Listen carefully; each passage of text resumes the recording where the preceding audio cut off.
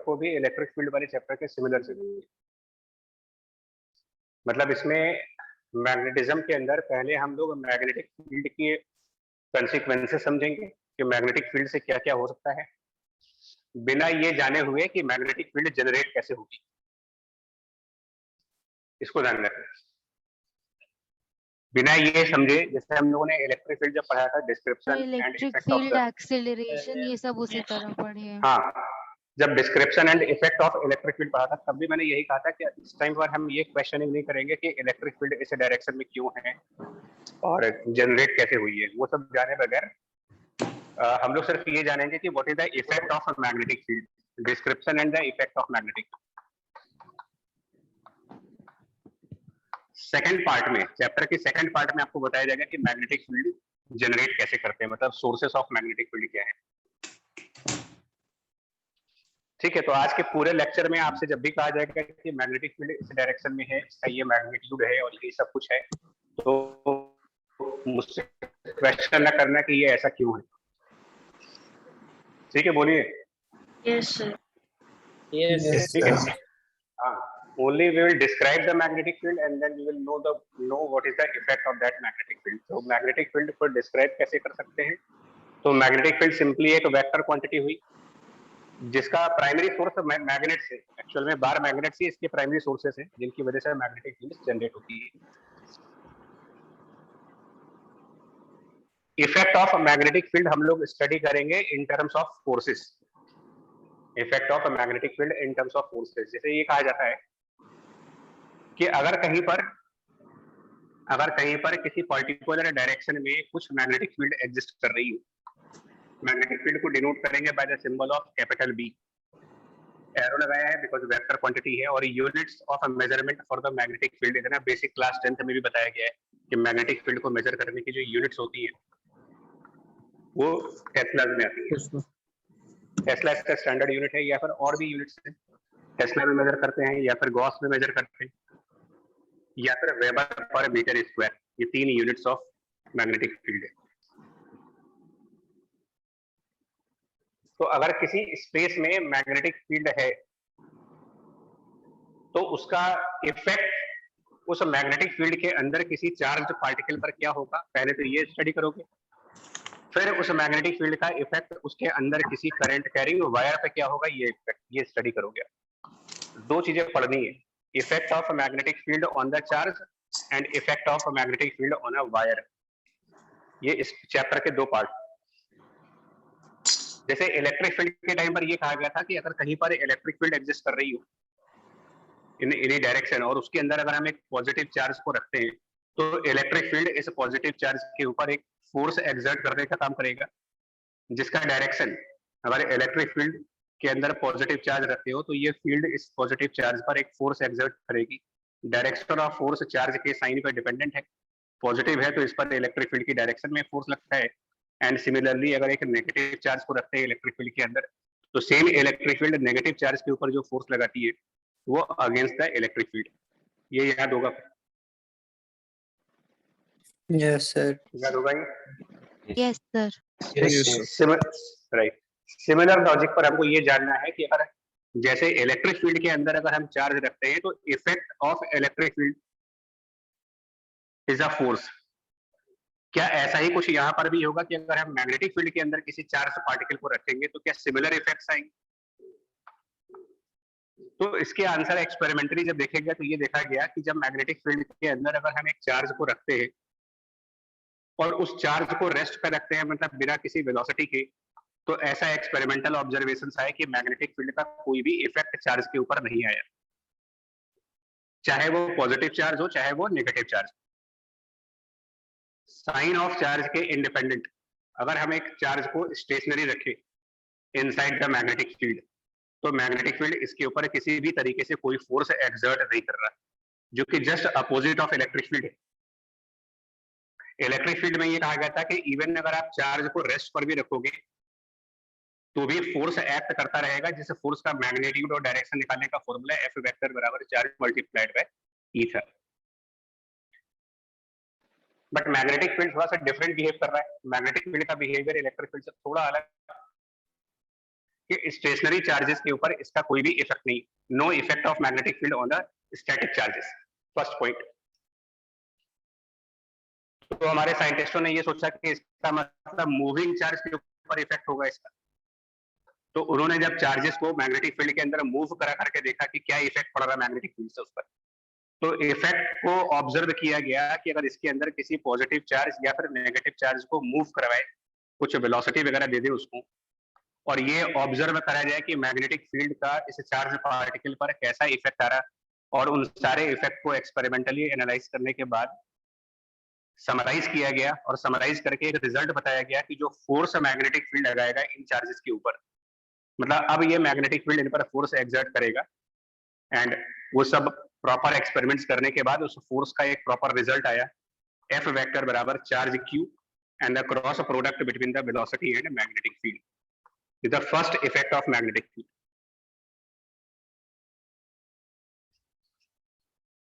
देखिए फिर से बोलता हूं, इलेक्ट्रिक फील्ड के अंदर चार्ज मोशन में हो चाहे चार्ज रेस्ट पे हो, दोनों ही कंडीशंस में जो फोर्स लगेगा वो Q multiplied by E।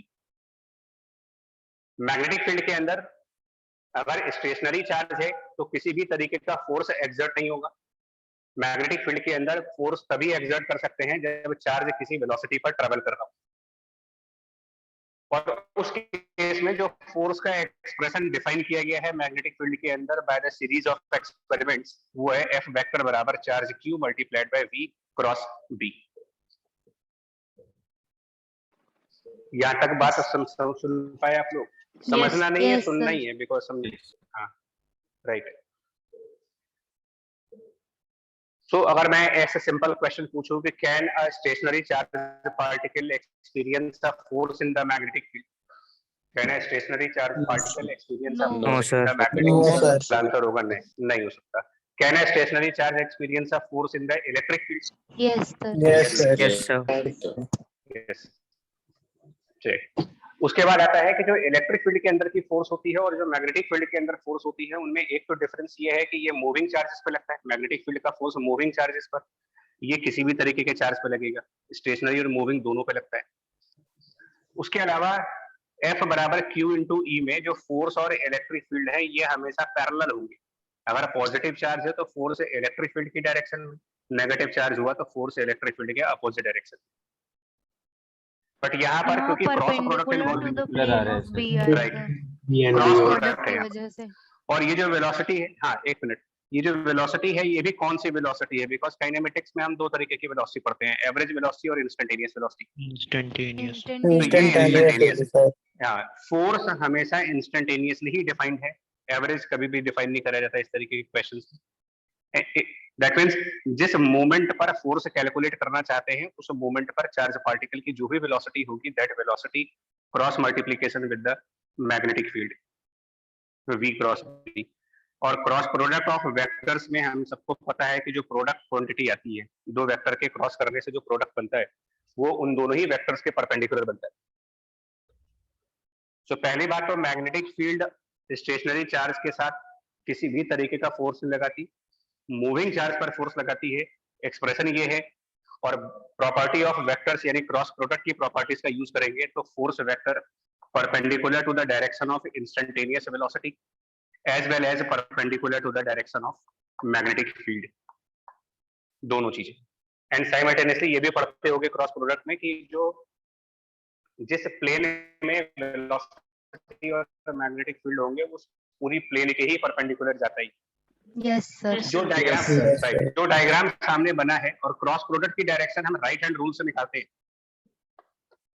Into the plane जाएगा, इनटू द प्लेन। इस पूरे चैप्टर में आपको डिस्टरबेंस होगी, पूरे चैप्टर में डिस्टरबेंस इसलिए होती है मैग्नेटिज्म के अंदर जाकर के क्रॉस प्रोडक्ट की वजह से, थोड़ा सा वेक्टर एप्लीकेशन ज्यादा है इसमें। फिलहाल इस पर्टिकुलर डायग्राम में जो direction of magnetic field show की गई है और जो डायरेक्शन ऑफ वेलोसिटी और मैग्नेटिक फील्ड जो आपको दिखाई गई है, इसके हिसाब से वेक्टर्स का राइट हैंड रूल याद करो, V क्रॉस B इस पर्टिकुलर डायग्राम के हिसाब से किधर आएगा? Inside the plane of V and B invert to the plane. Inside मतलब जिस प्लेन में ये पूरा डायग्राम बना हुआ है उस प्लेन के अंदर की तरफ, इनटू द प्लेन। तो F vector into the plane. लेकिन ये रिलेशन भी चार्ज सेंसिटिव है, मतलब जो रिलेशन है वो चार्ज सेंसिटिव है। दैट मीन्स कि क्यू का साइन डिसाइड करेगा। जैसे इलेक्ट्रिक फील्ड में चार्ज के साइन के हिसाब से फोर्स की डायरेक्शन बदल जाती है, वैसे ही मैग्नेटिक फील्ड के अंदर भी पॉजिटिव चार्ज और नेगेटिव चार्ज पर फोर्स अलग अलग डायरेक्शन में जाएगा। सर वेक्टर पलट जाएगा वो। वेक्टर्स पलट जाएंगे। अगर क्यू पॉजिटिव है, पॉजिटिव चार्ज है, तो direction of force v cross b होगा, एंड अगर क्यू नेगेटिव है तो v क्रॉस b का ऑपोजिट होगा, opposite of v cross b, अगर चार्ज नेगेटिव है।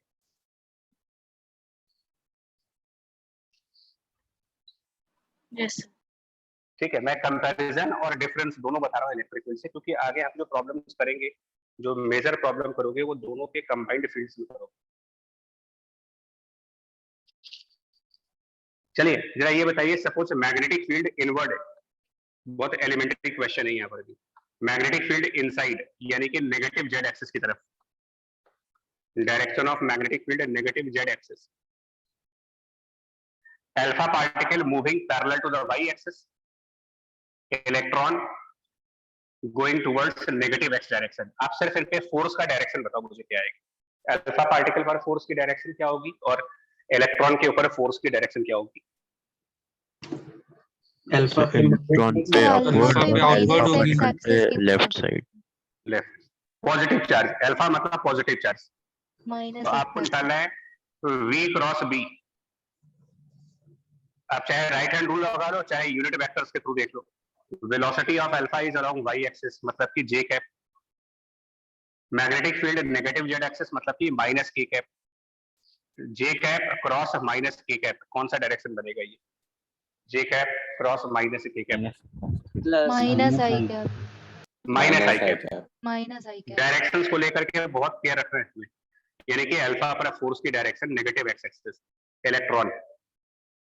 वेलोसिटी इसका माइनस आई कैप है, minus I cap is the direction of velocity, minus K cap magnetic field, minus I cross minus के, यानी कि आई cross के, जे कैप। माइनस जे आ जाएगा। क्या माइनस जे आ जाएगा? अच्छा यस सर, इलेक्ट्रॉन है ना, उल्टा यहाँ हो माइनस जे आ जाएगा, यस सर। लेकिन क्यू में भी नेगेटिव साइन आएगा, जे कैप हो जाएगा। तो अल्टीमेटली जे कैप, यानी कि फोर्स इसका वाई एक्सिस की तरफ आएगा। ये बहुत बेसिक सा पॉइंट है, पर ध्यान रखना, क्योंकि अगर फोर्स की डायरेक्शन डिटरमाइन करने में गलती कर गए तो आगे जो इससे रिलेटेड प्रॉब्लम्स आएंगे वो भी गलत होंगे। यहाँ तक पॉइंट ठीक है? Yes sir. यस ठीक है, okay. Now second part, effect of magnetic field पढ़ रहे हैं, फिर से बोलना, कॉज ऑफ मैग्नेटिक फील्ड नहीं पढ़ा रहा है इस टाइम पर। तो first effect of magnetic field is that it will exert force on the moving charges. By this expression, direction of force depends upon the sign of charge. For positive charges it is v cross b, and for negative charges it is against v cross b. Now अगला point, force velocity के perpendicular है। Concept of mechanics which is power by this force, instantaneous power की बात कर रहे हैं। Power by any force is defined as the dot product between the force and the velocity. ये definition है। Force और वेलोसिटी 90 डिग्री के angle पर लग रहे हैं। जीरो डॉट हो प्रोडक्ट, जाएगा, जीरो। डॉट प्रोडक्ट जीरो, यानी power by the force of a magnetic field will be zero, and power is the rate of work done. That means rate of work done by the force of magnetic field, rate of work done by force of magnetic field, zero value. ये अगली property होगी, मतलब magnetic field moving charges पर force लगाएगा, लेकिन उस force से कोई वर्क नहीं हो पाएगा। और जब वर्क नहीं हो पाएगा तो वर्क एनर्जी थ्योरम के प्रिंसिपल के हिसाब से अगर मैग्नेटिक फील्ड के अलावा और कोई फोर्स नहीं है वहां, मतलब हम ये कंसिडर करें कि सिर्फ और सिर्फ मैग्नेटिक फील्ड की फोर्स है जो कोई वर्क नहीं कर रही, work energy theorem, work done is equal to change of kinetic energy. In absence of work, change of kinetic energy will be zero, यानी कि आप कह सकते हो कि speed of particle will remain constant. यानी मैग्नेटिक फील्ड की force अगर सिर्फ मैग्नेटिक फील्ड की फोर्स है और कोई force like gravity, electric field, spring का फोर्स, तो बाकी टाइप की फोर्सेस अगर न लग रही हो, सिर्फ मैग्नेटिक फील्ड फोर्स लग रही हो, तो during the motion of charge particle speed remains constant. ये नेक्स्ट प्रॉपर्टी होगी।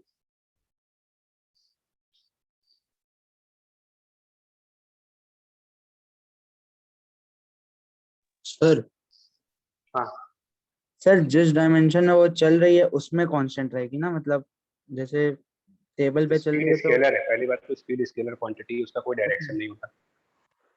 नहीं सर, मतलब जैसे नीचे की तरफ फोर्स लग रही है, अगर जैसे टेबल तो- पे चल रही है सर कोई भी पार्टिकल और नीचे की तरफ फोर्स लग रही है तो नीचे तो एक्सेलरेट करेगा ना, मतलब तो हम ये टेबल थोड़ी पे। कह रहे हैं कि एक्सेलरेट नहीं करेगा, एक्सेलरेशन तो आएगी।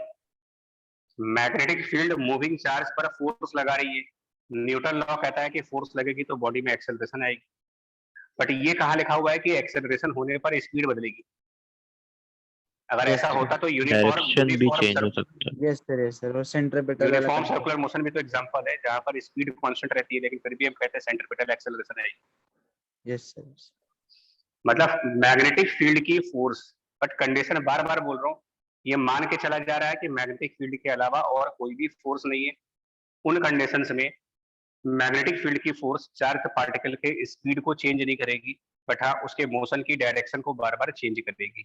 यदि ये कौन से फोर्स की तरीके से काम करेगा अगर सर्कुलर मोशन से कंपेयर करें, सेंट्रीपिटल फोर्स या फिर टेंजेंशियल फोर्स? Centripetal centripetal. ये सेंट्रीपिटल की तरह काम करेगा। हमने पहले देखा था कि थोड़ा सा मैकेनिक्स सब आएगा इसमें, तो इसीलिए बहुत अच्छी तरीके से आपको मैग्नेटिक फील्ड की प्रॉपर्टीज को समझना होता है। अच्छा, इसके बाद एक और बात बता दें, जिस मैग्नेटिक फील्ड के बारे में हम यहाँ पर स्टडी कर रहे हैं, हम उसमें ये मान के चल रहे हैं कि magnetic field independent of time है, तभी ये रिलेशन भी वर्क करेगा।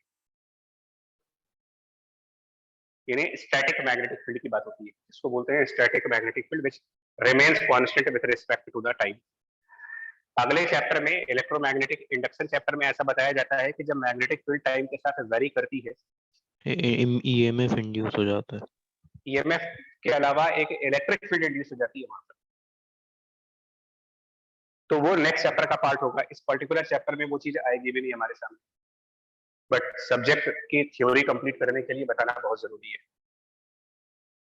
तो एक बार नोट्स चेक करो, जितने पॉइंट्स हमने बोले हैं वो आपके पास मेंशन है या नहीं है। सबसे पहला पॉइंट था, magnetic field do not exert a force on stationary charges.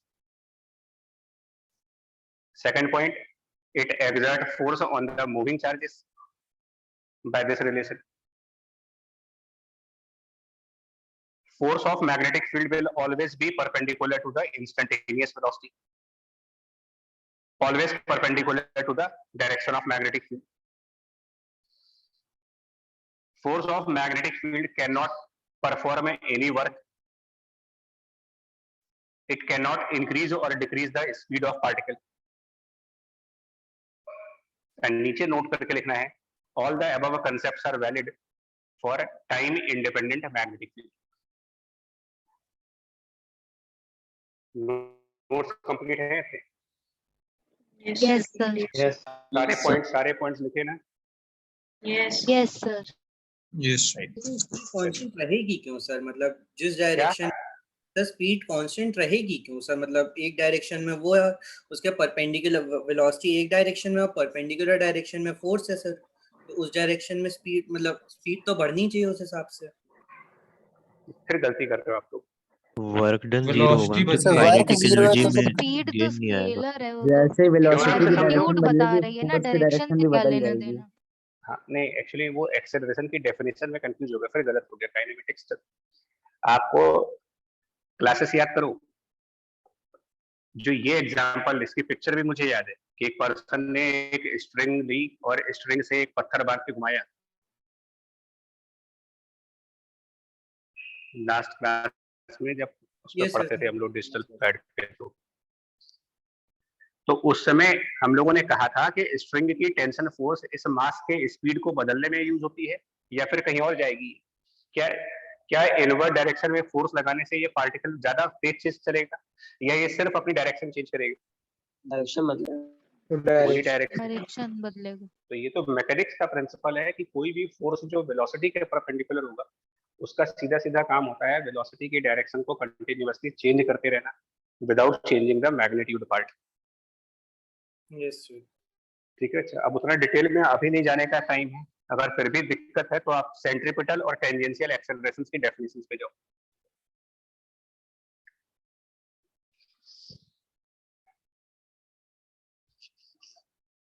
Now जब मैग्नेटिक फील्ड का आप लोगों ने ये इफेक्ट पढ़ दिया कि मैग्नेटिक फील्ड किस तरीके से चार्जेस को इफेक्ट करती है,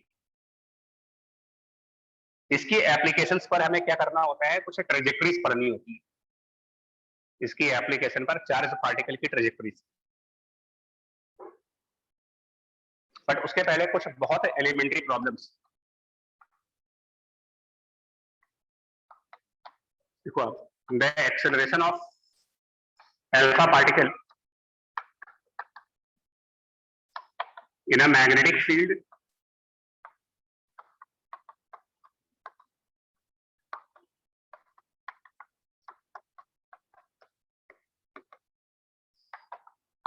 लिख दे रहे हैं is given as sir 3i cap के बाद दिख नहीं रहा। Yes. 3i cap plus 1 minute 4j cap, मैं पूछने ही वाला था कि स्क्रीन दिखी है कि नहीं। 3i cap plus 4j cap and given as is given as a vector equals to something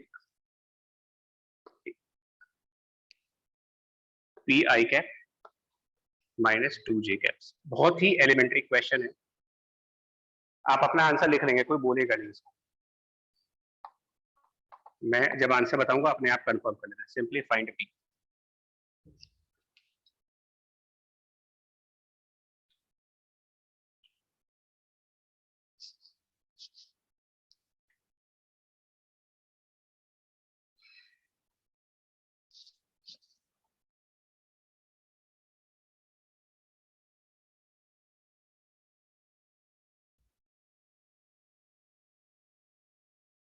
Acceleration of alpha particle in a magnetic field B equals to 3i cap plus 4j cap is given as this much. What is the value of P?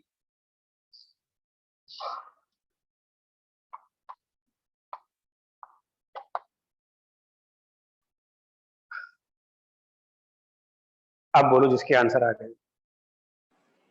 8/3 8/3। Yes 8/3।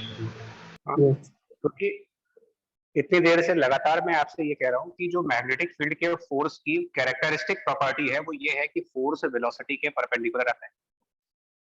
Force magnetic field के perpendicular आता है, ये इसकी characteristic properties में। तो अगर force और magnetic field एक दूसरे के 90 डिग्री एंगल पर हैं तो ऑब्वियसली एक्सेलरेशन और मैग्नेटिक फील्ड भी परपेंडिकुलर आएंगे, क्योंकि एक्सेलरेशन हमेशा फोर्स की ही डायरेक्शन में होगा न्यूटन लॉ के हिसाब से। So that means acceleration perpendicular to magnetic field, यानी सिंपली आपको करना ये है कि a dot b equal to 0 लगाओ। ये दोनों परपेंडिकुलर वेक्टर्स हैं, डॉट प्रोडक्ट 0 आना चाहिए इनका। आ जाएगा आंसर इसमें? Yes. 8/3। Yes sir. ठीक, बहुत बेसिक क्वेश्चन दे रहा हूँ जस्ट। नेक्स्ट, ये कहा जा रहा है कि velocity at time t1 of a proton moving in magnetic field.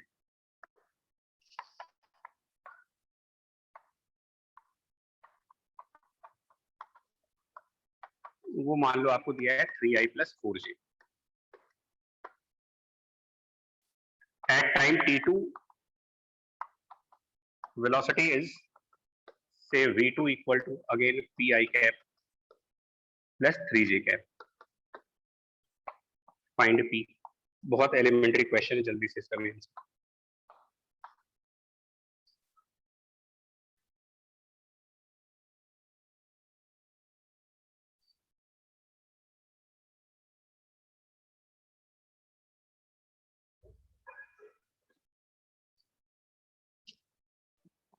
Sir +-4। ठीक, यस क्या लॉजिक लगा रहे हो? स्पीड कांस्टेंट रहेगा तो सर Speed constant मैग्नेटिक रखनी इक्वेट है। कर देंगे। Right. Moving in a magnetic field velocity का मॉडुलस चेंज नहीं हो सकता, mod of v has to be constant value, यानी 3i cap plus 4j cap का मैग्नीट्यूड यानी कि mod of 3i plus 4j should be same as the mod of 3i cap plus 3j cap. आगे का part अपने आप कर सकते, क्या आएगा आंसर? तो प्लस माइनस 4 ही है। Plus minus 4। बहुत ये पॉइंट्स माइंड में रखो, आपको बता रहा हूं, कुछ सुनने में लगते बहुत छोटे छोटे पॉइंट्स हैं बट बड़े काम के हैं, न्यूमेरिकल्स में स्पीड बढ़ाने का बहुत काम करते हैं।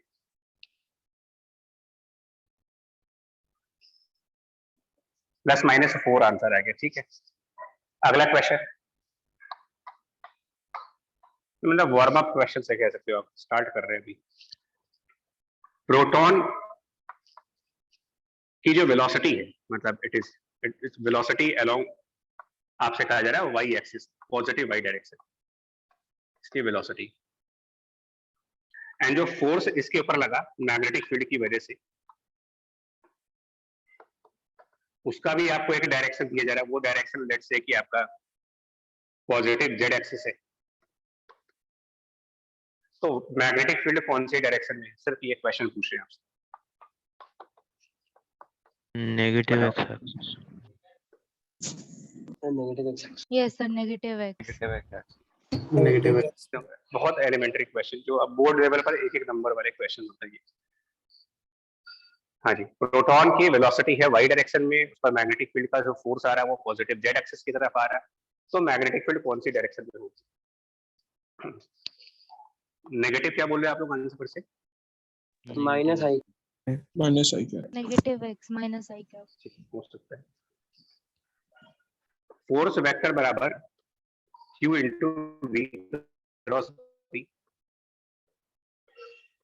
Q पॉजिटिव है, फोर्स आपको ये दे रखा है कि force along plus k cap है, ये डायरेक्शन प्लस के कैप है, वेलोसिटी की डायरेक्शन जे कैप है, ये वाली डायरेक्शन आपको निकालनी है, और यहाँ पर पॉजिटिव साइन है, ये पता होना चाहिए।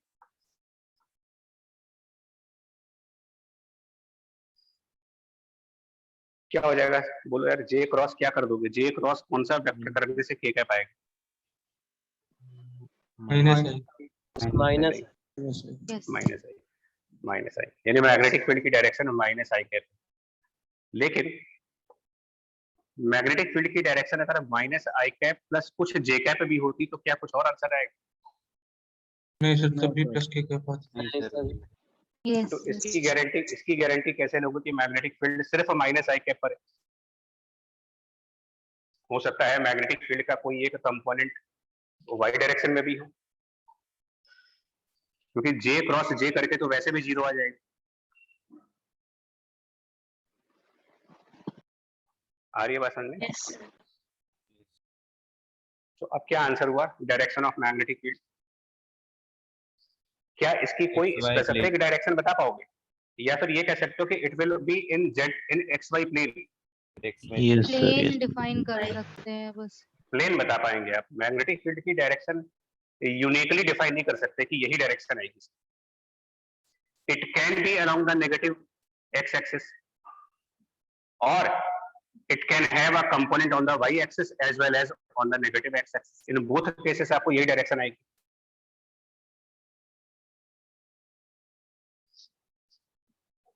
भाई जे क्रॉस माइनस आई भी सेम रिजल्ट देगा, और जे क्रॉस माइनस आई प्लस जे कर दो तो भी सेम रिजल्ट आएगा। डायरेक्शन वाइज, मैग्नीट्यूड वाइज अभी बाद में बात कर लेंगे। ये थोड़े से एप्टीट्यूड बिल्डिंग वाले प्रॉब्लम्स हैं, मतलब मैग्नेटिक फील्ड की जब डायरेक्शन गेस कर रहे हो ना आप, तो इसका ध्यान रखना। हटाए इसको? Yes. ठीक है जी। Now alpha particle while moving in a magnetic field, option A, must experience a force and may experience a force. जल्दी से बताओ क्या होगा चाहिए? मे एक्सपीरियंस ऑफ फोर्स में एक्सपीरियंस में एक्सपीरियंस फोर्स। परपेंडिकुलर जाएगा तो नहीं लगेगा। अगर नहीं मैग्नेटिक सर, फील्ड की डायरेक्शन में along, वेलोसिटी होगी तो यस सर, along जीरो या फोर्स उसके हो जाएगा। opposite। सॉरी सर राइट, तो क्रॉस Right. प्रोडक्ट वाले से करेंगे। V cross B। तो क्या ये जरूरी है कि वेलोसिटी नॉन जीरो है, मैग्नेटिक फील्ड भी नॉन जीरो है, तो इनका क्रॉस भी नॉन जीरो आएगा? क्या दो वेक्टर का क्रॉस प्रोडक्ट कभी जीरो नहीं आ सकता? आता है हाँ, पैरेलल अगर तो। अलोंग में सर पैरेलल वाला केस। पैरेलल वाले में तो हो सकता है कि मोशन हो रहा हो, वेलोसिटी मतलब ये दोनों नॉन जीरो है, बट क्योंकि क्रॉस प्रोडक्ट हो तो पैरेलल कंडीशंस में आपका ये आंसर जीरो आ सकता है। तो it may experience a force. यानी इन अदर वर्ड हम ये भी कह सकते हैं कि अगर चार्ज की velocity parallel to magnetic field हुई तो उस केस में फोर्स की वैल्यू जीरो आएगी। Property of cross product. ये ना इस टाइप के क्वेश्चन क्यों करवा रहा हूं जानते हो क्या होता है कि हम लोग बहुत जल्दी किसी कंक्लूजन पे आ जाते हैं, बिना थोड़ा डीपली एनालाइज किए हम बहुत जल्दी कंक्लूजन पे आते हैं। जैसे इसके पिछले वाले क्वेश्चन में किया हमने। तो इतना क्विक रिजल्ट पे मत जाओ, आप थोड़ा बहुत टाइम दो, उसमें इन्वेस्ट करो, बिकॉज क्रॉस प्रोडक्ट है, मैं बार बार कह रहा हूँ, इसकी वजह से बड़ी प्रॉब्लम्स होती है। नॉर्मल प्रोडक्ट तो है नहीं ये।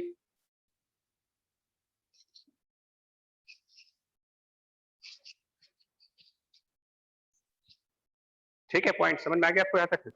Yes, sir. Yes sir. Yes sir. Next point,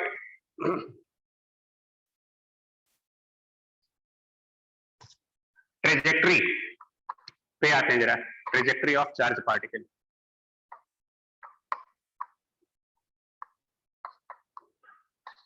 तो इसका हाफ लेक्चर जो है, थोड़ा सा पार्ट हम लोग ऑलरेडी कर चुके हैं, थोड़ा सा पार्ट क्या कर चुके हैं, कैमरे में प्रॉब्लम होगी। ये हम लोगों ने इलेक्ट्रोस्टैटिक में आपको बताया है कि जब आप सिर्फ इलेक्ट्रिक फील्ड लेते हो इन ई ओनली, अगर सिर्फ इलेक्ट्रिक फील्ड हो, तो ऑलरेडी हमने इलेक्ट्रोस्टैटिक में बताया है आपको कि ऐसे केसेस में या तो ये पैराबोलिक पाथ पे जाता है या फिर वो स्ट्रेट लाइन पाथ होती है उसकी। Yes sir. ये इलेक्ट्रोस्टैटिक के सेकंड थर्ड लेक्चर में ही था ये। अगर हम सिर्फ मैग्नेटिक फील्ड की बात करें, दैट मींस कि अगर हमारे पास सिर्फ और सिर्फ मैग्नेटिक फील्ड प्रेजेंट है और किसी भी तरीके की फील्ड नहीं है, ना ग्रेविटेशनल फील्ड, ना इलेक्ट्रिक फील्ड और ना ही कोई और फोर्स, तो क्या ट्रेजेक्टरी बनेगी इसकी? एंड देन हमको थर्ड पार्ट डिस्कस करना है जब दोनों ही फील्ड्स अवेलेबल होगी, मतलब ई एंड बी बोथ। ये पूरा चैप्टर है अंदर। जब केवल बी होगी तो कहते हैं सर्कुलर होनी चाहिए। वो डिपेंड सर वो हेलिकल भी हो सकता है सर। हाँ, ट्रेजेक्टरी किसी भी फोर्स के, मतलब पहले तो इस बात को समझो मैकेनिक्स का कंसेप्ट कि ट्रेजेक्टरी अंडर एनी फोर्स, क्या वो सिर्फ फोर्स पे ही डिपेंड करता है? Simple example of gravity. एक पार्टिकल अंडर ग्रेविटी कौन सा पाथ फॉलो करेगी? क्या ये सिर्फ ग्रेविटी पे ही डिपेंडेंट है या इस पर भी डिपेंडेंट है? इनिशियल कंडीशन पे भी डिपेंड करता है। इनिशियल वेलोसिटी, अगर इसकी इनिशियल वेलोसिटी वर्टिकल है तो फिर ये क्या ट्रेजेक्टरी फॉलो करेगा? Straight line. अगर एंगल पर वेलोसिटी है तो ये प्रोजेक्टाइल यानी पैराबोला बन जाएगा। पैराबोला बनाएगा। तो ट्रेजेक्टरी फील्ड की डायरेक्शन, जो फील्ड है उसकी डायरेक्शन प्लस इनिशियल वेलोसिटी दोनों के कॉम्बिनेशन से डिसाइड होती है। तो मैग्नेटिक फील्ड में क्या ट्रेजेक्टरी बनेगी वो सिर्फ मैग्नेटिक फील्ड की डायरेक्शन डिसाइड नहीं करेगा, वो ये डिसाइड करेंगे कि उस मैग्नेटिक फील्ड की डायरेक्शन के साथ साथ इनिशियल वेलोसिटी की क्या डायरेक्शन। तो इसमें हमारे तीन केसेस बनते हैं। पहला केस बनता है जब इनिशियल वेलोसिटी और मैग्नेटिक फील्ड एक दूसरे के परपेंडिकुलर है। दूसरा केस बनता है जब इनिशियल वेलोसिटी और मैग्नेटिक फील्ड एक दूसरे के पैरेलल है। और थर्ड, जब ये किसी भी जनरल एंगल पर है, मतलब नॉन परपेंडिकुलर, नॉन पैरेलल। ठीक है, फर्स्ट केस पे आइए। फर्स्ट केस, अगर हमारे पास कोई मैग्नेटिक फील्ड है, पहला केस हम ये लेने जा रहे हैं, u and B are parallel.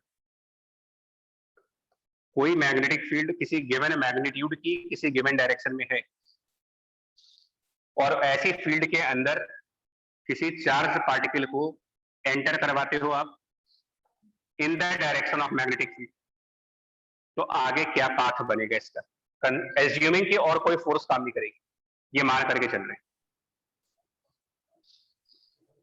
पहला केस ले रहे हैं यू एंड बी पैरेलल वाला, u parallel to B, the particle start with some initial velocity which is parallel to the magnetic field. Same Straight line, straight line है। Straight line force लगेगा, force आएगा इसमें, cross product होता है force, no sir कोई force नहीं। No sir. Magnetic field का cross product है, दोनों सेम डायरेक्शन में। इस केस में मैग्नेटिक फील्ड इसके ऊपर फोर्स एक्सर्ट नहीं करेगी। फोर्स की एब्सेंस में ये पार्टिकल हमेशा सेम स्पीड से सेम डायरेक्शन में यानी यूनिफॉर्म मोशन करता रहेगा। यानी क्या ट्रेजेक्टरी बनेगी इसकी, straight Straight line. Straight line straight path. When U and B are parallel, the trajectory will be completely straight path without change of speed, without change of direction. Reason, force की value 0 I. Second case, charged particle is given some velocity in a direction perpendicular to magnetic field. इसके अंदर बताओ। Second case, the initial velocity of charge perpendicular to magnetic field. इसको समझने के लिए magnetic field की direction को हम नेगेटिव जेड एक्सिस मानते हैं। Magnetic field direction negative Z axis पे है और सपोज दैट जो चार्ज पार्टिकल है उसकी जो इनिशियल वेलोसिटी है वो पॉजिटिव एक्स डायरेक्शन में, तो अब ये आगे किस तरीके का पाथ फॉलो करेगा? सर मैग्नेटिक फील्ड की आपने कौन सी डायरेक्शन बोली थी? Negative Z axis. Magnetic field negative Z axis की तरफ, ये जो क्रॉस सिंबल होता है, ये वेक्टर में बताया था वैसे कि ये जो क्रॉस सिंबल्स होते हैं ये cross and negative dot Z बताया था, डॉट आउटवर्ड होता है, क्रॉस इनवर्ड। क्रॉस हाँ, तो क्रॉस सिंबल का मतलब inside, cross symbol into the plane, और अगर यहाँ डॉट सिंबल होते हैं तो वो आउटसाइड के लिए होते हैं। क्रॉस करके बी दिखा रहे हैं मतलब मैग्नेटिक फील्ड इस प्लेन ऑफ डायग्राम के अंदर की तरफ है। और ये भी मान के चलेंगे कि फील्ड यूनिफॉर्म है through out, uniform and time independent, ये दोनों मैंडेटरी कंडीशंस।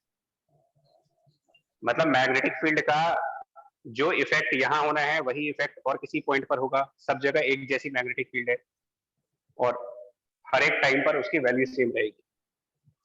बोलो यार जल्दी से।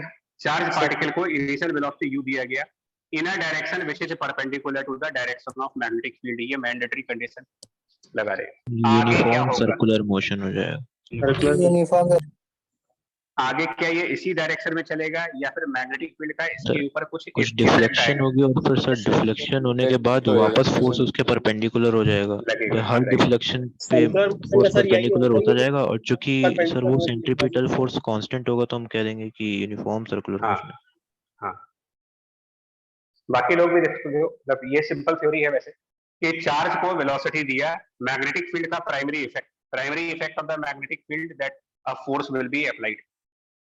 कौन सी डायरेक्शन में, इस समय कौन सी डायरेक्शन में फोर्स लगेगा? वेलोसिटी की डायरेक्शन और मैग्नेटिक फील्ड की डायरेक्शन देखिए, v क्रॉस b, आई cap cross minus K cap, आई cap cross minus K cap, J cap. J cap यानी पॉजिटिव इस समय फोर्स y डायरेक्शन में है जो कि वेलोसिटी के 90 डिग्री पर है। और मैकेनिक्स में क्लियरली ये बताया गया है कि अगर हम एक ऐसा फोर्स लगाएं जो वेलोसिटी के हमेशा ही 90 डिग्री पर लगे, circular motion force which is always perpendicular to the velocity, ऐसे में जो मोशन होता है वो हमेशा सर्कल पे जाएगा। सर इस हिसाब से जो आपने जो पॉइंट्स लिखवाए थे बहुत शुरू में, उस हिसाब से तो सर यू के तो हमेशा ही परपेंडिकुलर ही होता है फोर्स, तो हमेशा थोड़ी करता है सर सर्कुलर मोशन पे। नहीं सुनो तो आगे सर हमेशा कहाँ परपेंडिकुलर होता, कई बार होती ही नहीं है। नहीं वो नहीं कह रहे, दूसरा पॉइंट कह रहे हैं। मैं कह रहा हूँ कि फोर्स और वेलोसिटी हमेशा 90 डिग्री पर रहेंगे, क्रॉस प्रोडक्ट है तो वो 90 डिग्री पे होने ही है। Yes sir. लेकिन सुनो तो एक और बात है, वेलोसिटी और फोर्स दोनों जिस प्लेन में हैं वो तो मैग्नेटिक फील्ड के परपेंडिकुलर है आपका। जी सर। है ना ये चीज? हाँ sir. Yes sir. Yes, sir. किसी ऑब्जेक्ट में मोशन जनरेट करने के लिए क्या चाहिए आपको भाई? किसी भी ऑब्जेक्ट में मोशन जनरेट करने के लिए या तो उसमें कुछ इनिशियल वेलोसिटी हो या फिर उसमें कोई एक्सेलरेशन है, दो में से एक बात तो चाहिए ना। यस हमें एक चीज बड़ा 100% श्योर, देखो एक चीज मुझे 100% श्योर है, F vector Q into V cross B है। क्या कोई ऐसी सिचुएशन आएगी जब फोर्स और मैग्नेटिक फील्ड पैरेलल हो जाए? सिर्फ प्रॉपर्टी ऑफ क्रॉस प्रोडक्ट देखो ना, और कुछ नो मत सर, देखो। अभी कैसे नो सर, ऐसा कभी नहीं नहीं है। आएगा। नहीं हो सकता तो। क्या कभी भी ऐसा कोई केस बनेगा कि फोर्स मैग्नेटिक फील्ड की डायरेक्शन में लगे? No sir. No sir. No sir. नहीं लगे। नो। इसका मतलब ये 100% श्योर हो गए हम लोग कि जेड एक्सेस पर कोई फोर्स नहीं आने वाली। कहाँ आएगी वो मुझे मालूम नहीं, बट जेड एक्सेस पर नहीं आएगी, क्योंकि जिस एक्सेस पर मैग्नेटिक फील्ड होगा उस एक्सेस की तरफ कोई फोर्स नहीं आ सकती। यानी इस केस में there will never be any force along the positive और negative Z axes. Yes, sir.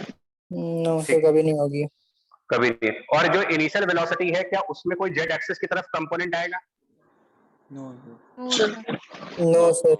No sir. तो ना तो इनिशियल वेलोसिटी में जेड एक्सिस की तरफ कोई कंपोनेंट है और ना ही फोर्स का कभी कोई कंपोनेंट जेड एक्सिस पर जाएगा। तो ये पार्टिकल जेड एक्सिस पर क्या मूव करेगा कभी? जेड एक्सिस की तरफ ना तो हमने कोई इसमें इनिशियल वेलोसिटी रखी और ना ही जेड एक्सिस की तरफ कोई फोर्स जनरेट हो रही है।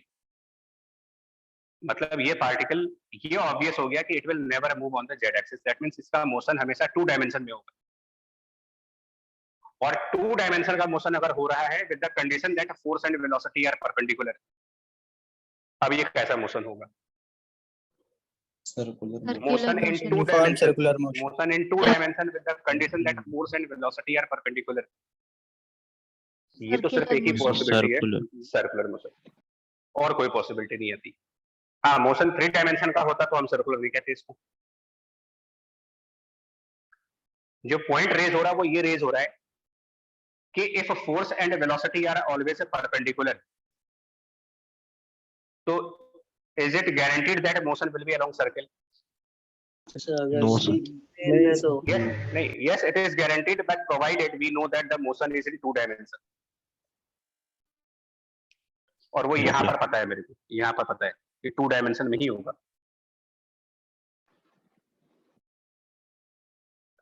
अब सर्कुलर मोशन होगा, ये समझ में आ गया। तो जिस साइड से आप लोग देख रहे हो, मतलब स्क्रीन आपके सामने है, ये क्लॉकवाइज सर्कुलर मोशन करेगा या एंटी क्लॉकवाइज सर्कुलर मोशन करेगा? तो अगर यूनिफॉर्म सर्कुलर मोशन हो रहा है तो हमें सबको पता है कि जो फोर्स होती है वो हमेशा टुवर्ड्स सेंटर आती है। तो जो डायरेक्शन ऑफ फोर्स है इट इज टुवर्ड्स सेंटर, यानी यहाँ कहीं पर सर्कल का सेंटर बनना चाहिए। सर एंटी तो क्लॉकवाइज अब आप तरीके गेस से कर सकते हो कि ये मूव एंटी क्लॉकवाइज करेगा या क्लॉकवाइज करेगा? Anti clockwise. Anti clockwise. आप लोग की नजर से, जहां से आप लोग स्क्रीन देख रहे हो, यानी ये चार्ज पार्टिकल मूव कर जाएगा ऐसे। फिर आता है कि कितना बड़ा रेडियस होगा उस सर्किल का, मतलब इस चार्ज पार्टिकल को कैसे मालूम चलेगा कि मुझे कितने रेडियस का सर्कुलर पाथ फॉलो करना है? सर फिर वही सेंट्रीपिटल फोर्स को इस मैग्नेटिक फोर्स से इक्वेट कर लेंगे। तो ये अब आपका मैकेनिक्स है। हाँ, सर्कुलर मोशन में कोई पार्टिकल अगर मूव कर रहा है तो फोर्स जो कि सेंटर की तरफ लग रही है, इसको उसके necessary centripetal force m into V square by R के बराबर होना चाहिए। और ये फोर्स मैग्नेटिक फील्ड से आ रही है, तो इसका magnitude Q into mod of V cross B होगा। मतलब आप कह सकते हो कि मैग्नेटिक फील्ड की फोर्स सेंट्रीपिटल फोर्स का काम करेगी। याद करिए क्लास 11 के लेक्चर को, सेंट्रीपिटल फोर्स कोई नई फोर्स नहीं होती है। सर कोई और फोर्स होती है जो उसमें सेंट्रीपिटल का काम कर रही होती है, किसी भी काम कर रही है। तो यहाँ कौन सी फोर्स एज सेंट्रीपिटल काम कर रही है? यहाँ मैग्नेटिक फील्ड की वजह से जो आ रही है। और क्योंकि हमने इनिशियल मूवमेंट पर वेलोसिटी और मैग्नेटिक फील्ड को 90 डिग्री के एंगल पर रखा हुआ है, तो cross product of 2 vectors which are at 90 degree angle V B हो जाएगा। वी हो जाएगा। तो इट इज Q इंटू जो भी उसकी वेलोसिटी होगी इनिशियली V मान लेते हैं, U की जगह V मान लेते हैं, mv स्क्वायर बाई आर। यहाँ से हम डिफाइन कर सकते हैं कि क्या रेडियस बनेगा, मतलब रेडियस ऑफ द पाथ जिस पर ये पार्टिकल जाएगा उसका आंसर आ जाएगा MB by m into Q. v by qb।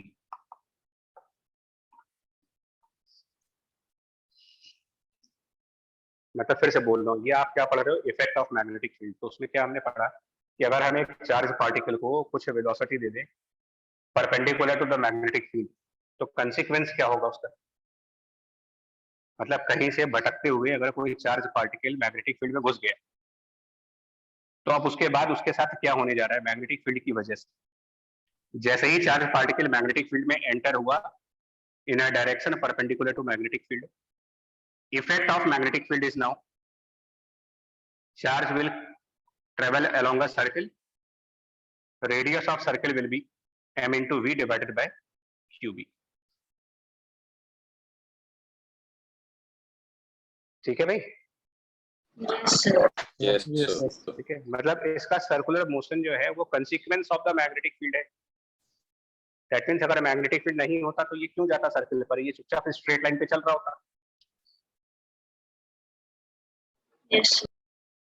ठीक, रेडियस, और ये यूनिफॉर्म सर्कुलर मोशन होगा बिकॉज मैग्नेटिक फील्ड की इतनी हैसियत नहीं होती कि वो स्पीड कम ज्यादा कर पाए। यानी आगे भी ये पार्टिकल उसी स्पीड v पर चलेगा, यहाँ पर भी सेम स्पीड v पर चलेंगे, यहाँ भी सेम स्पीड v पर चलेंगे।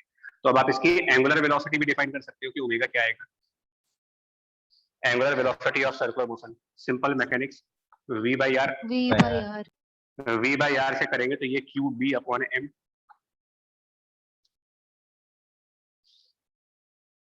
और यहाँ पर एक और बात बता दें यार, ये जो QB by M है, जस्ट आपके नॉलेज के लिए, मतलब वोकैबुलरी इंक्रीज करने के लिए, Q by M को एक स्पेशल नाम दिया गया है, Q by M known as specific charge.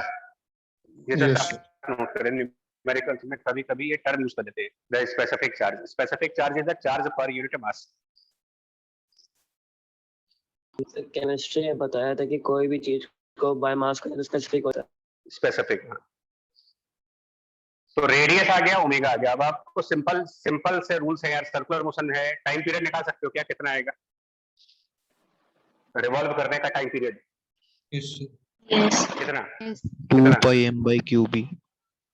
2 pi m by qb time period. 2 pi by omega होता है बेसिकली सर्कुलर मोशन में, 2 pi डिवाइडेड बाय ओमेगा। तो ये जब सिंपलीफाई करेंगे 2 pi by ओमेगा से, तो 2 pi m divided by qb। अब हम लोग इसमें से कुछ पॉइंट्स समझेंगे। हम फिर कह रहे हैं क्या हो रहा है, देखिए सुनिए, पूरी कहानी इस तरीके से चल रही है कि सबसे पहले एक चार्ज पार्टिकल है, उसको एक वेलोसिटी देके कहा कि जाओ मैग्नेटिक फील्ड में घुस जाओ। जैसे ही चार्ज पार्टिकल मैग्नेटिक फील्ड में घुसा, एंटर हुआ, उसको नहीं मालूम था कि आगे उसके साथ क्या होने जा रहा है। तो चार्ज पार्टिकल एंटर हुआ मैग्नेटिक फील्ड में, मैग्नेटिक फील्ड ने तुरंत अपना एक्शन स्टार्ट किया, फोर्स लगाया और उसको नचा दिया बिल्कुल सर्कुलर मोशन में, इतने रेडियस से, इतने ओमेगा से, इतने टाइम पीरियड से। क्या रेडियस इस बात पे डिपेंड कर रहा है कि चार्ज पार्टिकल कितनी स्पीड से आया है?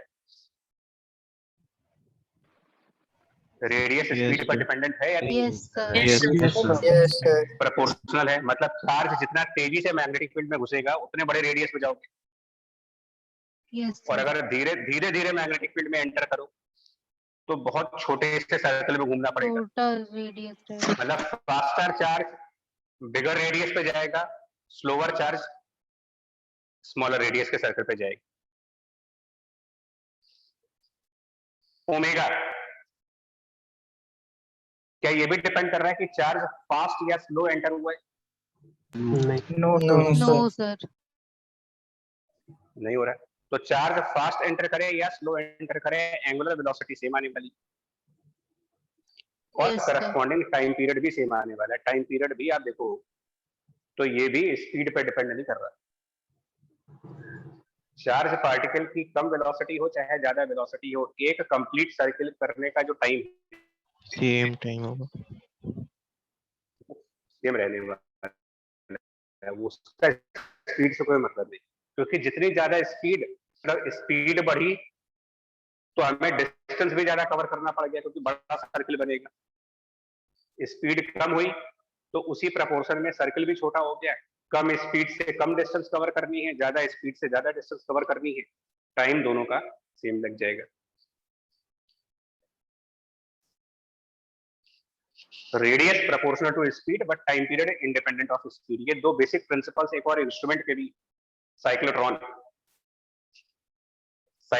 इंस्ट्रूमेंट इसी चैप्टर में पढ़ाया जाएगा जो ये दो प्रिंसिपल्स पर काम करता है। That is radius of motion is radius of circular motion is proportional to speed, time period independent of the speed.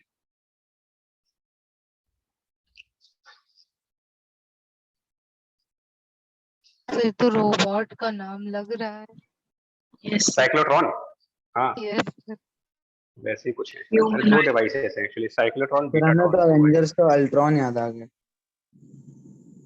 Transformers वाला याद आता है ये सर। समझना, ये फिर बोल रहा हूँ थ्योरी में बहुत पावर होती है अगर आप समझ जो, बहुत सारे न्यूमेरिकल्स नॉन कैलकुलेटिव हो जाते हैं अगर हमने ये सारी बातें समझ रखी है तो।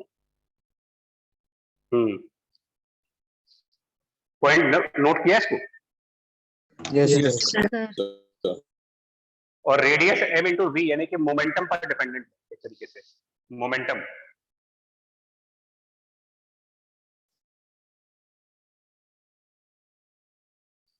चलिए जल्दी से इसके ऊपर बहुत बेसिक लेवल के क्वेश्चंस करने जा रहे हैं, बहुत ही एलिमेंट्री लेवल के क्वेश्चन से। लिखो आप पहला question.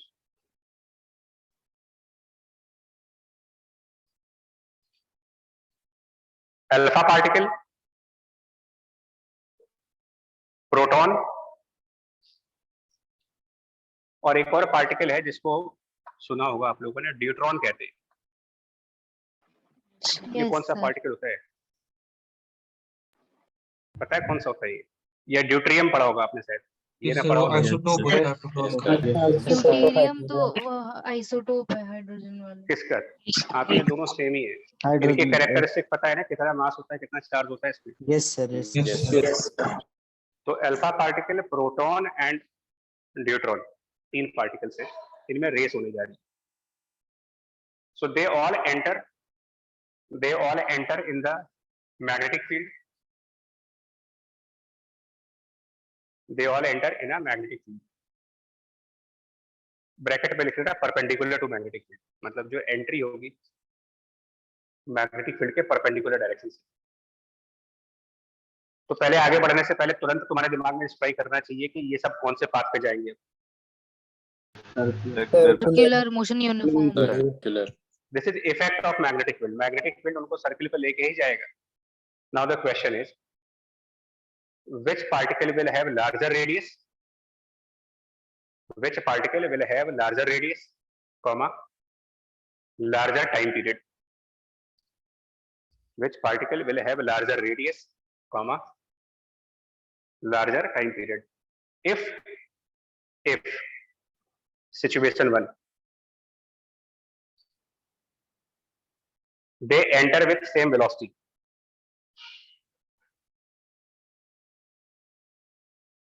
situation 2, they enter with same linear momentum,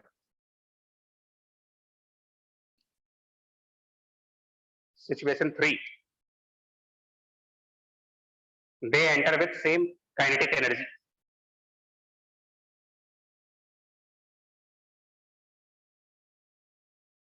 and situation 4, before entering into the magnetic field,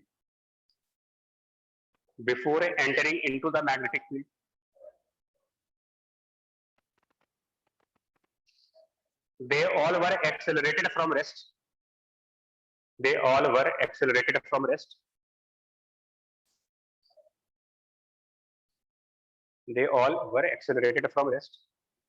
by a potential difference delta V, sir delta V. थोड़ा आवाज लैग कर रहा है सर, फिर से रिपीट कर देंगे सर फर्स्ट से प्लीज। एक वही मैं नेक्स्ट देख रहा था। Situation 1, they all enter with the same velocity. Voice clear? Yes sir. Situation 2, they all enter with the same momentum. Situation 3, they all enter with the same kinetic energy. And situation 4, before entering into the magnetic field, they all, before entering into the magnetic field, they all were accelerated by potential difference delta V. Sir तीनों का same मतलब? हाँ जी बच्चे, sir मतलब तीनों का same potential difference से accelerate किया हाँ गया? तीनों का, मतलब ठीक। तीनों को सेम पोटेंशियल ओके डिफरेंस पर सर, समझ एक्सेलरेट गया करके और उसके बाद मैग्नेटिक फील्ड में भेज दिया। समझ गया sir.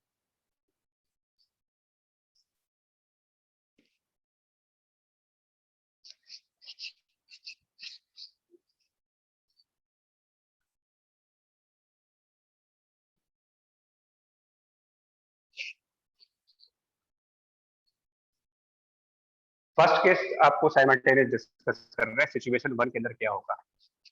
Sir m by q ratio देखेंगे, उस हिसाब से अल्फा का सबसे ज्यादा, फिर न्यूट्रॉन और फिर proton.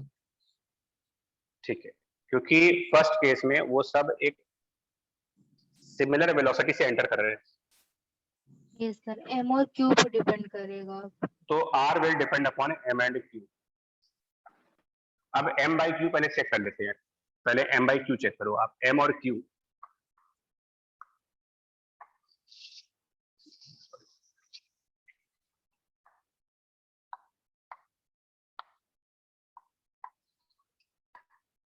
Alpha, proton and neutron. पता नहीं यार, अगर प्रोटॉन में का मास को 1 मान ले और चार्ज को 1 मान ले, तो अब अल्फा के मास और चार्ज को क्या लिखेंगे? सर मास 4 होगा, चार्ज 2 टाइम्स हो जाएगा। चार्ज 2 होगा। मास 4 charge 2। Charge 2। Alpha particle 2 proton 2 neutron, तो लगभग 4 गुना मास हो जाएगा उसका। हीलियम का न्यूक्लियस है वो। हाँ, और न्यूट्रॉन में चार्ज होता नहीं, तो चार्ज खाली 2 प्रोटॉन्स के बराबर है। न्यूट्रॉन 1h2 होता है शायद ये। Mass 2 charge same, two charge charge same रहेगा, 1 ही रहेगा। 1h2, एक प्रोटॉन एक न्यूट्रॉन और एक इलेक्ट्रॉन, तो इलेक्ट्रॉन का नेग्लिजिबल मास हो गया 1 प्रोटॉन 1 न्यूट्रॉन, मतलब कि 2 हो गया मास, और चार्ज खाली एक प्रोटॉन से आएगा। अब बताओ m by q किसका ज्यादा होगा फर्स्ट सिचुएशन में? पहली सिचुएशन में बिकॉज वेलोसिटी कॉमन है, तो रेडियस m by q पर डिपेंड करेगा। किसका m by q ज्यादा आ रहा है इसमें? अल्फा पार्टिकल और न्यूट्रॉन अल्फा और d दोनों का सेम है। सेम है। तो अल्फा और न्यूट्रॉन के सेम रेडियस आएंगे और ये प्रोटॉन के रेडियस से ज्यादा होगा। टाइम पीरियड, मैंने कहा ऐसे क्वेश्चंस आते हैं, टाइम पीरियड ये भी m by q पर डिपेंड कर रहा है, m by q पर इसमें भी सेम ही टाइम हो। पीरियड सेम अल्फा आएगा। से सेम ही यही रिलेशन। ऑर्डर टाइम पीरियड में आएगा ना। यस ठीक है, सिचुएशन 2 जिसमें वो सेम मोमेंटम के साथ एंट्री कर रही है, सर ये सिर्फ जो चार्ज radius में- कंपेयर करेंगे फिर। हाँ, चार्ज के बेसिस पे 1 by q करेंगे के अब। प्रोपोर्शनल होगा। क्योंकि नाउ m into v को हम मोमेंटम कर सकते हैं, it can be written as momentum upon qb। तो अगर मोमेंटम सेम है सबका, सब सारे पार्टिकल सिमिलर मोमेंटम से आए, तो डिसाइडिंग फैक्टर चार्ज हुआ। जिसका चार्ज ज्यादा होगा उसका कम होगा रेडियस। बताओ सबसे कम चार्ज किसका है? सबसे कम चार्ज सर ड्यूटेरियम और प्रोटॉन, प्रोटॉन दोनों का सेम है। और फिर ये अल्फा से ज्यादा होगा। लेकिन टाइम हमेशा m by q पे डिपेंड करेगा, तो टाइम वाला ऑर्डर ध्यान दीजिएगा, टाइम वाला ऑर्डर थोड़ा डिफरेंट आएगा। तो यस सर, टाइम अल्फा का ज्यादा होगा। सर अल्फा और d और का सेम न्यूट्रॉन का होगा, सेम। तो जैसे पिछले केस में आ रहा था जी। इस तरह, हाँ ऐसा कुछ होगा। यस थर्ड केस, मोमेंटम को मैकेनिक्स में square root of 2 times mass into kinetic energy. Yes 2mke root 2mke। Momentum और काइनेटिक एनर्जी का जो रिलेशन चलता है, now they are entering with the same capital K, यानी काइनेटिक एनर्जी सेम है। तो अब root m upon q, root m by q check करो, रूट m अपॉन q, ये रेशियो किसका ज्यादा है? जिसका m by q ज्यादा है रूट m by q भी उसी का ज्यादा। तो m रूट m कर दे पहले, तो ये m है तो रूट m निकाल देंगे तो यहाँ पर 2 आ जाएगा, 2 सिंपल। 1 और 1.4। तो वैसे ही आ जाएगा फिर। Yes sir. एक बार बताओ रेशियो क्या बनेगा, चलो एक काम करो, सबसे ज्यादा r किसका ज्यादा है, सबसे ज्यादा r किसका आएगा? अल्फा और प्रोटॉन का सर सेम अल्फा आएगा, का इनका है। ड्यूटेरियम से ज्यादा होगा। रेशियो बताओ, अल्फा प्रोटॉन और न्यूट्रॉन के रेडियस का रेशियो क्या बनेगा? Sir 1:1:1 by root m by q, root m by q देखोगे, और रूट m by q से रेशियो देखना है। 1:1:2 सर 1:1:1 by √2 1:1 √2 हो जाएगा। 2 से यानी यहाँ पर √2 कर सकते हो, यहाँ भी √2 कर सकते हो, और यहाँ शायद 1 लिख सकते हो। Yes sir. ठीक, टाइम पीरियड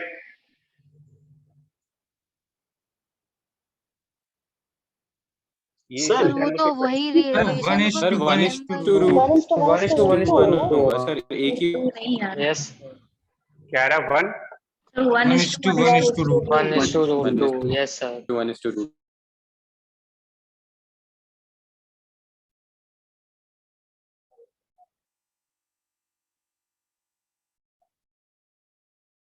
ठीक, ठीक है।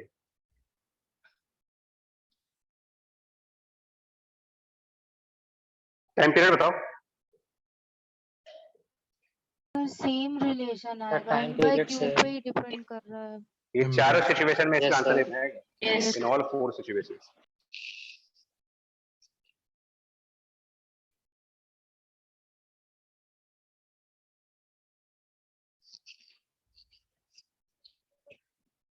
लास्ट पार्ट, सर यहाँ पे लास्ट पार्ट में sir Q into delta we आपका हाफ mv² के बराबर होगा। इसमें ये लिखा है, हाँ इसमें लिखा है कि मैग्नेटिक फील्ड में एंटर करने से पहले वो एक पोटेंशियल डिफरेंस को क्रॉस कर रहे हैं। तो इलेक्ट्रोस्टैटिक कहता है कि अगर डेल्टा वी का पोटेंशियल डिफरेंस कोई चार्ज Q क्रॉस करेगा तो charge into potential difference work done हो जाएगा इलेक्ट्रिक वर्क फील्ड में, डन और ये उसके काइनेटिक एनर्जी में कन्वर्ट होगा। लैंग्वेज पे पूरा ध्यान दीजिएगा, लैंग्वेज पे सिचुएशन 4 की लैंग्वेज क्या लिखी थी, before entering into the magnetic field, क्योंकि मैग्नेटिक फील्ड में एंटर कर जाने के बाद काइनेटिक एनर्जी नहीं बदल सकती। Yes sir. तो जो भी काइनेटिक एनर्जी बदलनी है वो मैग्नेटिक फील्ड में एंटर करने से पहले बदल दो आप, इलेक्ट्रिक फील्ड लगा करके। चार्ज इनटू पोटेंशियल डिफरेंस से हमने काइनेटिक एनर्जी प्रोवाइड की, यस सर। वो यहाँ रख देंगे। तो नाउ रेडियस का जो एक्सप्रेशन बनेगा वो बन जाएगा यहाँ पर कैपिटल K की जगह Q डेल्टा V, यहाँ पर Q डेल्टा V रख दे, तो ये बन जाएगा कुल मिलाकर के 2 रूट m by Q और डेल्टा V शायद यही बनेगा, और अपॉन B बाहर रहेगा। ठीक है, बोलो भाई, कैपिटल Q को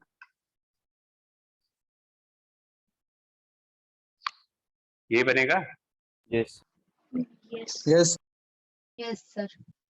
ना पोटेंशियल डिफरेंस सेम है उनका, तो अब R डिपेंड करेगा root of m upon Q, m by Q के स्क्वायर रूट पर डिपेंड करेगा, m by Q के स्क्वायर रूट पर, m by Q और उसका स्क्वायर रूट। फर्स्ट पार्ट जैसे ही फर्स्ट आना। वाले के जैसा होगा। सबसे ज्यादा कौन आएगा? Sir R sir alpha alpha. Alpha ratio बता दो क्या आएगी। रेशियो तो सर 1/√2:1:1 आ रहा है। R अल्फा न्यूट्रॉन और प्रोटॉन के रेडियस का ratio, ratio m by Q के स्क्वायर रूट पे डिपेंड करेगा, m by Q के स्क्वायर रूट पे, m by Q मतलब 4/2 का √2 न्यूट्रॉन, m by Q उसका square root, m by Q उसका स्क्वायर रूट।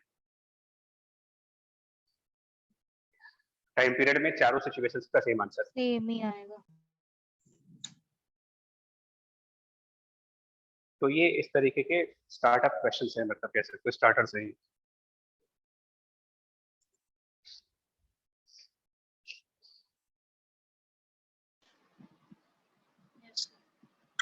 ठीक है, Yes, sir.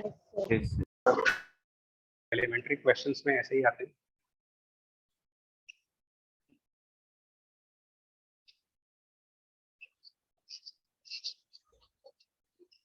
नाउ थोड़ा सा इसी से रिलेटेड एक प्रॉब्लम और देते हैं।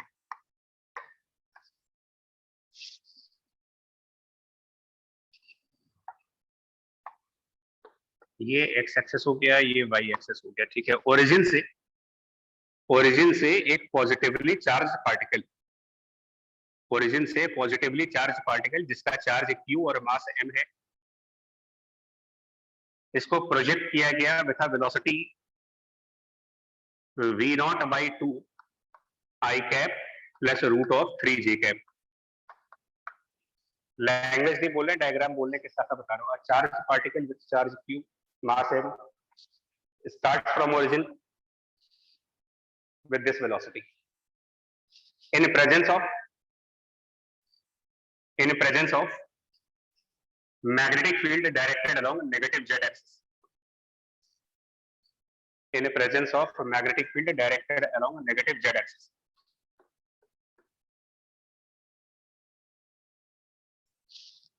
ठीक है, पहले तो आप लोग वर्बली बताओ यहाँ पर मोशन क्या होने जा रहा है। सर्कुलर। क्या ये इनिशियल वेलोसिटी और मैग्नेटिक फील्ड एक दूसरे के परपेंडिकुलर हैं? No sir. Sir Nehal ji, यही गलतियां होती है। मैंने बोला वो प्लेन में है ना। नेगेटिव जेड एक्सिस बोलो मैग्नेटिक फील्ड के बारे में। यस सर है। सर है। हाँ, ये वेक्टर आपका एक्स वाई प्लेन में और ये जेड एक्सिस पे, ये तो परपेंडिकुलर ही हुए। यानी कि ट्रेजेक्टरी क्या बनेगी इसकी? फर्स्ट क्वेश्चन जो ऑब्जेक्टिव पार्ट है, सर्कुलर मोशन। जहां भी ऐसा होगा कि इनिशियल वेलोसिटी मैग्नेटिक फील्ड के परपेंडिकुलर सर्कुलर पाथ। अब आगे का जो मेन क्वेश्चन है वो ये है,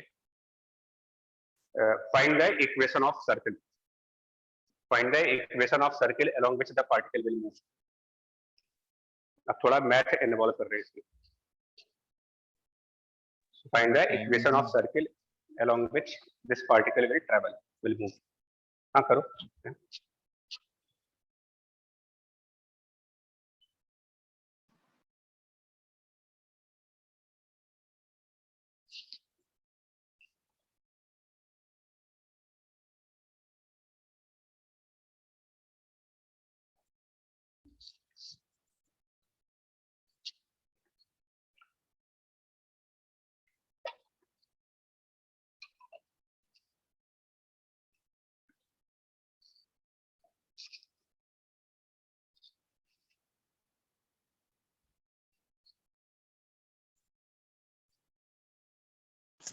सर ये फील्ड के बारे में कुछ नहीं बताया गया, क्या वैल्यू वगैरह है उसकी? कोई बी नॉट मान लो, सिंबॉलिकली करना है ना। अगर आप फील्ड की कोई वैल्यू, फील्ड को बी रहने दीजिए।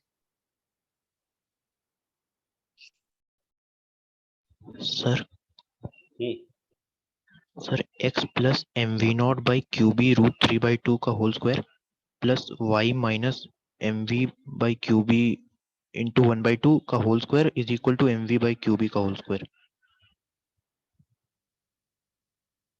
सर ट्रेजेक्टरी बना दी, सिंपली इसका सेंटर प्लॉट कर दिया, और सर रेडियस तो मालूम ही है, और फिर सर्कल का स्टैंडर्ड इक्वेशन। ठीक ठीक ठीक। बाकी लोग देखें क्या कर रहे हैं। ट्रेजेक्टरी कैसे देखें? देखो ट्रेजेक्टरी वर्बली पता है कि सर्कल बनेगी, वर्बली हम सबको पता है सर्कल बनना है, बट अगर उसको ड्रॉ करना है तो सबसे पहले काम करिए, जब वो स्टार्ट हुआ था मतलब टाइम 0 पर डायरेक्शन ऑफ फोर्स बताओ क्या है। बड़ा आसान तरीका बता रहे। स्टार्ट करते वक्त फोर्स की डायरेक्शन, और फोर्स की डायरेक्शन है v क्रॉस b आएगी। 120 degree v cross b force की डायरेक्शन, और फोर्स वेलोसिटी के परपेंडिकुलर आएगा। ये भी पता है आपको कि वेलोसिटी के परपेंडिकुलर आना है। सर वो जो हम लोग का कंपोनेंट्स है आई और जे के, उनको चेंज कर दे रहे हैं, माइनस लगा दे। 120 डिग्री है। v क्रॉस b से निकाल सकते हैं ना फोर्स। मतलब अगर हम फोर्स कैलकुलेट करें तो charge into v0/2 i plus 3j, i plus √3j and cross magnetic field को लिख सकते हैं माइनस बी के है, नेगेटिव जेड एक्सिस वाले वेक्टर को। इसीलिए मैंने कहा था कि इस चैप्टर में प्रॉब्लम्स होती है, जिनका भी वेक्टर वाला पार्ट वीक है उनको दिक्कत आएगी। ये कुछ ऐसा आएगा, क्यू वी नॉट बाई 2 करके जब जाओगे तो आई क्रॉस माइनस, यहाँ पे बीच में क्रॉस है, यहाँ पर शायद माइनस जे आ जाएगा। यस प्लस आई आ जाएगा। चेक कर लेना यार। नहीं यार, नहीं नहीं प्लस सर, जे और ये माइनस, प्लस जे आएगा। प्लस जे और माइनस है, प्लस वहाँ पर जे रूट- आएगा और root- minus root 3 I. Yes Yes. ये फोर्स स्टार्टिंग मूवमेंट पे लगेगी, जिसका डायरेक्शन प्लस जे और माइनस रूट 3 आई का मतलब ये फोर्स सेकंड क्वाड्रेंट पे जाएगी, और ये एज सेंट्रीपिटल फोर्स है। इसका मतलब ये फोर्स टुवर्ड्स सेंटर होगा, तो यहाँ कहीं पर हम एक्सपेक्ट कर सकते हैं कि सर्किल का सेंटर बन रहा हो। मतलब टाइम 0 पर आप फोर्स की डायरेक्शन देख लो, जिस डायरेक्शन में फोर्स होगा उसी डायरेक्शन में आगे कहीं पर सेंटर होना चाहिए। इससे हमें इतना आइडिया लग जाता है कि सर्कुलर मोशन कैसे होने वाला है। टाइम 0 वाली फोर्स को कैलकुलेट करें, उसका डायरेक्शन देखें, और उसी डायरेक्शन पर, मतलब टाइम 0 पर जिस लाइन के अलोंग फोर्स आया था उस लाइन पर कहीं पर आप सेंटर को लोकेट कर सकते हो, और अराउंड दैट सेंटर ही इसका सर्कुलर पाथ आएगा। ये बात आई समझ में यहाँ तक? Yes, sir. कि अगर हमको, क्योंकि देखो इसमें वेक्टर और ज्योमेट्री दो चीजों का बहुत तगड़ा एप्लीकेशन हुआ है। अब जब नेक्स्ट क्लास में प्रॉब्लम्स करोगे तो आपको वेक्टर का यूज होगा और ज्योमेट्री का यूज होगा, और इसीलिए ये डिफिकल्ट बनती है। दोनों ही चीजें स्टूडेंट्स की वीक होती है, ज्योमेट्री भी वीक होती है और वेक्टर में तो सुभान अल्लाह, उसमें क्या कहा जाए।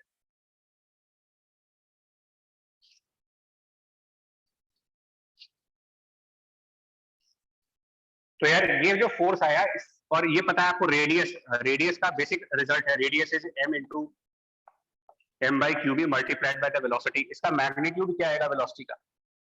इस वेक्टर का मॉड v नॉट, तो रेडियस पता हो गया।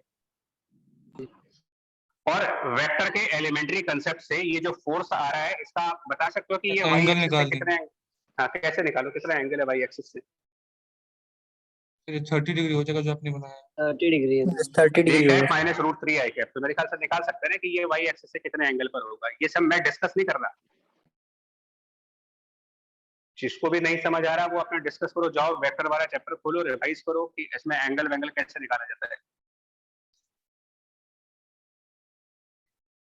तो ये डिस्टेंस r है, ये 30 है, तो अब इसके कोऑर्डिनेट भी निकाल सकते हैं। फिर अगर ये डिस्टेंस r है और ये 30 है तो हम पता लगा सकते हैं कि इस पॉइंट का x और y कोऑर्डिनेट क्या होगा। एंगल 60 होगा, 60 होगा सर, एंगल 30 नहीं होगा। जो भी है सर 60 ये सर जो 60 एक सर v नॉट बाई 2 ये वेक्टर उसके बीच में जो भी आ रहा बच्चा इस पे मैं फिर बोलूंगा x एक्सिस से होगा। नहीं नहीं नहीं नहीं सही सर है वो सर, 60 ही है। 30 होगा एक्स एक्सिस। ठीक है ठीक है बच्चा, मैं फिर बोला क्योंकि ये आज मैं डिस्कस कर दूंगा, आगे पूरी असाइनमेंट ही इसके ऊपर है, तो मैं कितनी प्रॉब्लम्स के अंदर आपको यही से बताता रहूंगा। सर सेंटर का coordinate sir minus mv naught by Q B cos 30 होगा। हाँ, अभी फिलहाल r के फॉर्म में लिख लेते हैं। अगर ये r है ये 60 है तो आप क्लियरली इसको रिजॉल्व करके और कोऑर्डिनेट्स वगैरह निकाल सकते हैं। तो x कोऑर्डिनेट इसका r/2 आएगा माइनस में r√3/2 और y कोऑर्डिनेट इसका r/2 आएगा। ये कैसे आया अब आप सोचो क्या किया होगा x और y कोऑर्डिनेट से कंपोनेंट सर कर रिजॉल्व Components किया और आप as per equation, quadrant right. Line लगा दिए।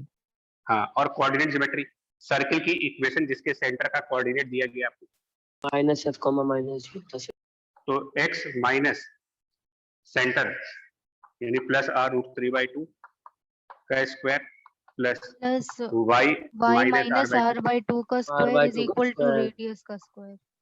ये तो आपको याद आ रहा होगा ना, सर्किल की इक्वेशन कैसे लिखी यस जाएगी। Sir yes sir. इस तरीके के थोड़े से ट्रिकी क्वेश्चंस इसको कह सकते हैं।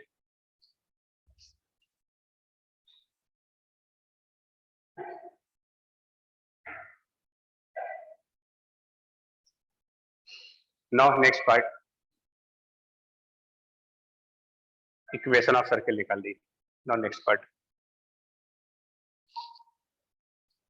Find the velocity vector as a function of time. Second part, find the velocity vector as a function of time. Find the velocity vector as a function of time.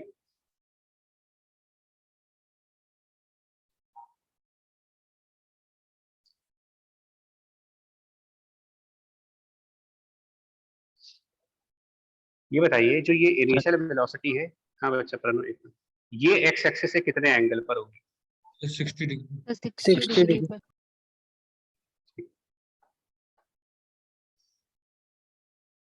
अब उन points की application समझो, मतलब जो omega और time period के फॉर्मूले हैं ना, उनको देने हल्के में ना लेना। Omega angular velocity of circular motion, ये क्यू बी अपॉन एम है, इसका इनिशियल वेलोसिटी से कोई मतलब नहीं है।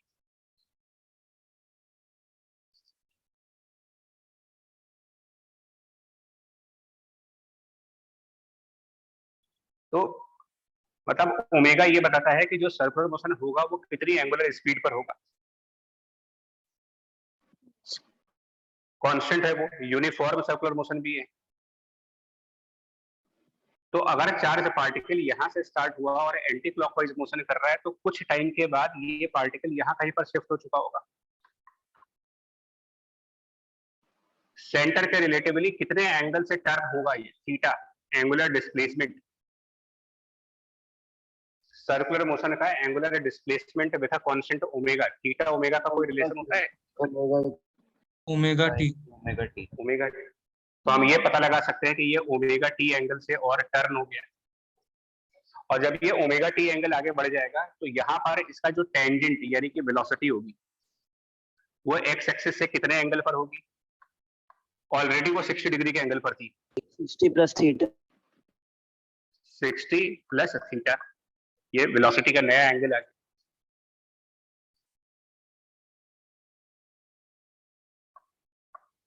आ रहा है यहाँ तक समझ में? जितना एंगुलर डिस्प्लेसमेंट होगा उतने ही एंगल से वेलोसिटी का वेक्टर रोटेट करेगा, लेकिन क्योंकि वेलोसिटी का मैग्नीट्यूड चेंज होना नहीं, तो मैग्नीट्यूड में ये वेलोसिटी v नॉट ही रहेगी।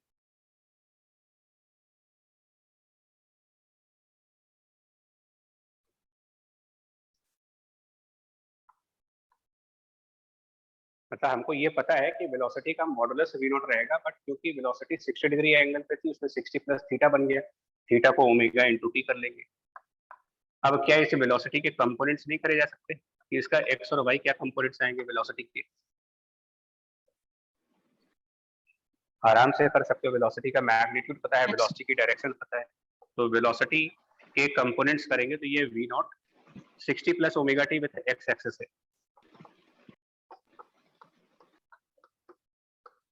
कितना i cap and plus v naught sine 60 plus omega T D cap. ये आ जाएगा आंसर इसका। कैलकुलस नहीं आएगी, फिर बोल दे रहा हूँ, इसमें कैलकुलस का कोई काम नहीं चलेगा हमारे यहाँ, लेकिन दो तीन चीजें। सर्कुलर मोशन क्या concept, vector, resolution, cross product और ज्योमेट्रीज।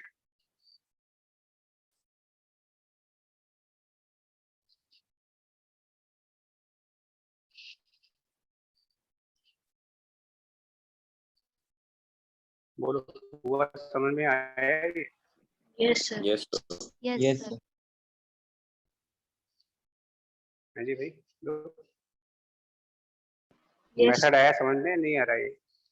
आ गया sir. Velocity as a function of time. हाँ,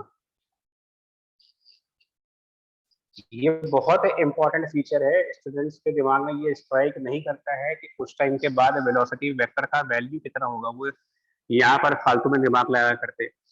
अरे भाई, जितनी स्पीड पहले थी वही स्पीड यहाँ भी, स्पीड थोड़ी कोई